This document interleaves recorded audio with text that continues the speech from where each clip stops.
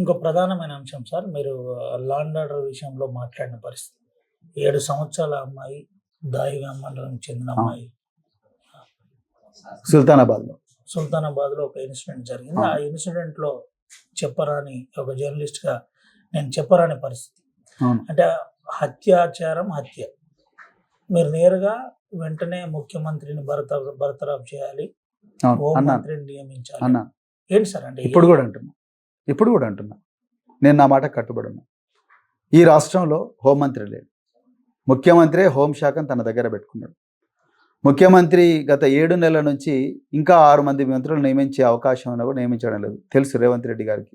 మంత్రులను నియమిస్తే రేపు అసంతృప్తి ఒక్కసారిగా అగ్నిపర్వతంలాగా బద్దలైతే తన ప్రభుత్వం కూలిపోతాయన్న విషయం రేవంత్ రెడ్డికి తెలుసు. సో ఆయనకు కత్తి మీద సాములాగున్నది. అందుకొరకు రోజు ఢిల్లీ పెద్దలతో మాట్లాడుకోవడం, కింద వీళ్ళతో మాట్లాడుకోవడం, ఈ సందట్లో సడేమేలాగా మంచి దీపం ఉన్నప్పుడు ఇల్లు చక్క పెట్టుకుందాక రకరకాల వెనక నుంచి దందాలు అవన్నీ వాటంతటికి అవి నడుస్తూనే ఉన్నాయి. సో దీంట్లో ప్రజల రక్షణ పోయింది.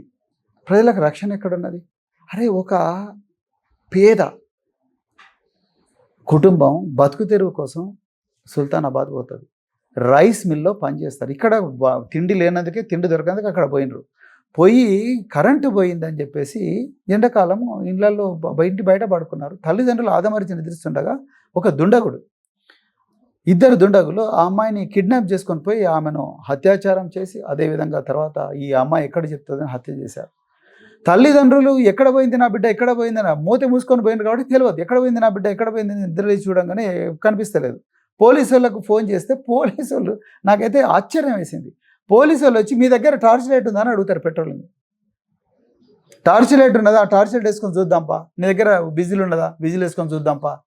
టార్చ్ లైట్ విజిల్ చూసుకుంటే చూద్దాం, టార్చ్ లైట్ వేసుకొని చూద్దాంపా అని అంటే, కేసీఆర్ గారు అప్పుడు దాదాపుగా 1000 కోట్లు ఖర్చు పెట్టి 6000 పెట్రోల్ వాహనాలు, 48,000 మంది పోలీసులను రిక్రూట్ చేసిండు.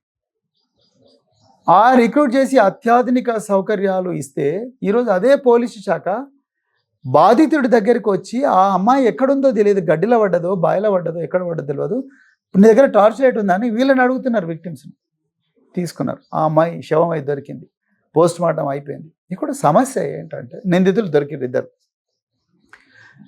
10,80,000 సీసీటీవీ కెమెరాలు, నేనున్నా మీకోసం, పోలీసు మీనేస్తాం అనే రకరకాల కార్యక్రమం కింద 11 లక్షల సీసీటీవీ కెమెరాలు ఈ తెలంగాణలో పెట్టడం జరిగింది. ఎక్కడ కూడా ఈ విషయం ఎవరికి తెలియలేదు. ఇంకా చివరి విషయం ఏంటంటే, సీతక్క గారు వచ్చారు, శ్రీధర్ బాబు గారు వచ్చారు. ఆ అమ్మాయి కుటుంబానికి 2.5 లక్షల ఎక్స్గ్రేషియా ఇచ్చారు. తర్వాత రైస్ మిల్ ఓనర్ కూడా ఏదో కంపెన్సేషన్ ఇచ్చిండు. మరి రైస్ మిల్ ఓనర్ మీద చర్య, సివిల్ సప్లైస్ వాళ్ళు ఏం చర్య తీసుకున్నారు? ఎంతోమంది వలస కూలీలు వస్తారు, వాళ్ళ కుటుంబాల రక్షణ ఇవ్వాల్సిన వ్యక్తి రైస్ మిల్ ఓనరేగా. రైస్ మిల్ ఓనర్ మీద ఎందుకు చర్య తీసుకోలేదు? ఎందుకంటే వాళ్ళందరూ కూడా పొలిటికల్ పార్టీస్ ఫండింగ్ చేస్తారు, రైట్. రెండవది, ఇంతటి ఘోరమైన నేరాలు, ఒక చిన్న అభంశం తెలియని 6 సంవత్సరాల అమ్మాయి ఘోరంగా నేరానికి గురైతే నిందితులు దొరికినప్పుడు మొట్టమొదట ప్రభుత్వం చేయాల్సింది ఏంటి? ఫాస్ట్ ట్రాక్ కోర్టు ఏర్పాటు చేయాలి. దీనికి ఒక స్పెషల్ ఇన్వెస్టిగేషన్ టీం చేయాలి. స్పెషల్ ఇన్వెస్టిగేషన్ టీం చేయకపోయినా నువ్వు ఇన్స్పెక్టరు, ఎస్ఐ, ఒక టీం, దీనందరినీ 1 నెల రోజుల లోపలనే ఛార్జ్షీట్ ఫైల్ చేసి 2 నెలల లోపలనే దీనికి ఫాస్ట్ ట్రాక్ కోర్టు ఏర్పాటు చేసి 3 నెలల లోపల తీర్పు వచ్చినట్టు చూడాలి, ఉరి శిక్ష. ఎందుకంటే అది rarest of the rare crimes. So ఆ విధమైన పరిస్థితి ఈరోజు లేదు. అందుకొరకే పేరెంట్స్ ఏమంతా ఉంటారు, మాకు దిశ ఎన్కౌంటర్లు చేసినట్టు వీళ్ళని కూడా ఎన్కౌంటర్ చేయాలంటాడు. సో ఎన్కౌంటర్లు చేయాలా లేదనేది ఒక క్షణం పక్కకు పెడితే, ఫాస్ట్ ట్రాక్ కోర్టు ఏర్పాటు చేయాల్సిన అవసరం ప్రభుత్వానికి ఉంది. ఇంతవరకు జీవో రాలేదు. మరి సీతక్క గారు వచ్చారు, 2.5 లక్షలు ఇస్తేనే అయిపోయింది. ఆ ఉమెన్ అండ్ చైల్డ్ వెల్ఫేర్ కూడా ఆమెనే చూస్తున్నారు. మరి 2.5 లక్షలు ఇస్తే అయిపోయిందా సీతక్క గారు? అదే అడగబోతున్నా. సీతక్క, శ్రీధర్ బాబు ఇద్దరు వచ్చిండ్రు, 2.5 లక్షలు ఇచ్చిండ్రు. ఫాస్ట్ ట్రాక్ కోర్టు వెంటనే ఏర్పాటు చేసాం. ఇప్పటిదాకా దాని ఊసు కూడా లేదు. ఫాస్ట్ ట్రాక్ కోర్టు ఏర్పాటు చేయలేదు.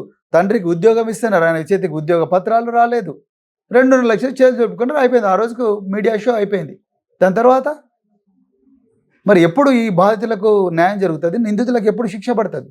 సో ఈ ప్రభుత్వం, నేను ఎందుకు చెప్తున్నా అంటే, ఈ తెలంగాణ దీనికి నైతిక బాధ్యత ముఖ్యమంత్రి గారే వహించాలి. ఎందుకంటే ఆయన హోంమంత్రి. 48 గంటల్లో మర్డర్ల మీద, నిన్న కూడా మర్డర్ అయింది. హైదరాబాద్ సిటీలో 48 గంటల్లో 5 మర్డర్లు హైదరాబాద్ సిటీలో అయితే 2 అటెంప్ట్ మర్డర్లు అవుతాయి ఒక 3-4 రోజుల క్రితం.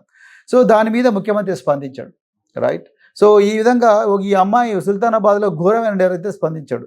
మక్తల్లో అందరూ చూస్తుండగానే గొడ్డున కొట్టినట్టు ఒక వ్యక్తిని కొడతారు. మీరు అందరూ కూడా చూసింటారు ఆ వీడియో.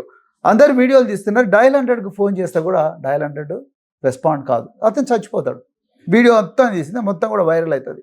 దాని తర్వాత శ్రీధర్ రెడ్డి అని ఒక బీఆర్ఎస్ కార్యకర్తను 50 రోజుల క్రితము పడుకున్నోని గొంతు కోసి చంపేసిండ్రు. ఇంతవరకు నిందితుడు దొరకలే, అతను బీఆర్ఎస్ నాయకుడు. మరి ఎక్కడ ముఖ్యమంత్రి, దేని మీద ముఖ్యమంత్రి మాట్లాడతలేడు?